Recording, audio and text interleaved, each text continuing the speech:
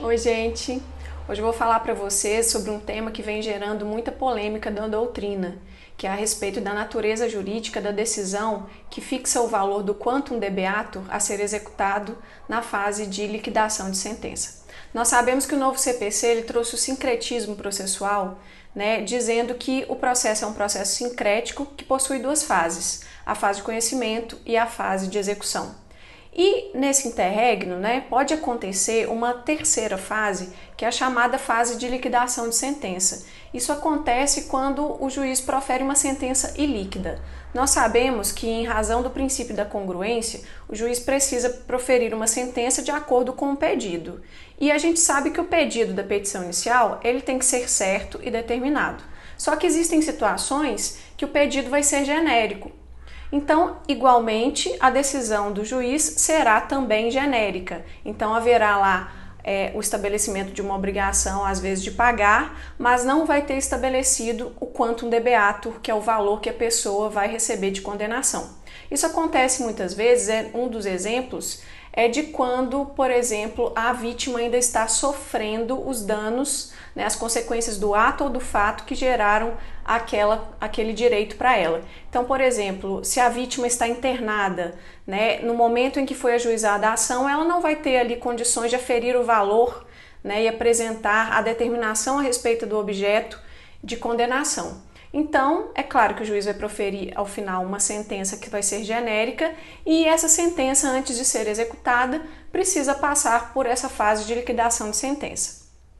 Nós temos dois posicionamentos na doutrina que geram bastante polêmica, que é o posicionamento do Daniel Assunção Neves, que vai dizer que a sentença que é proferida na fase de conhecimento, quando trata-se de uma decisão ilíquida, essa decisão do juiz teria natureza de decisão interlocutória e, portanto, ela seria agravável e não apelável, como o Código de 2015 vai estabelecer.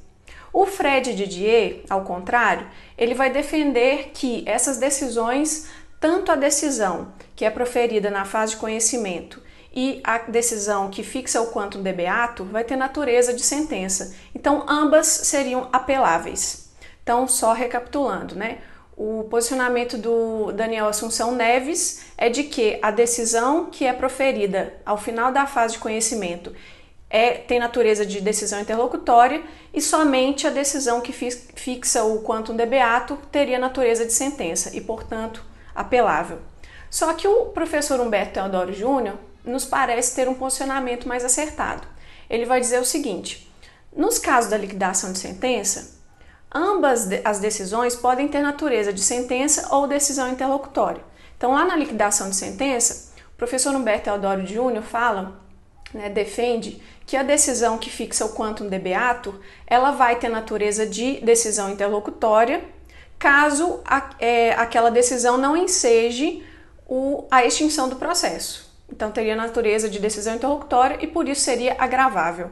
E ela teria natureza de sentença quando ela, por exemplo, chega ao valor da liquidação em zero, em que colocaria fim ao processo. Então, nesse caso, ela teria natureza de sentença e, portanto, seria apelável.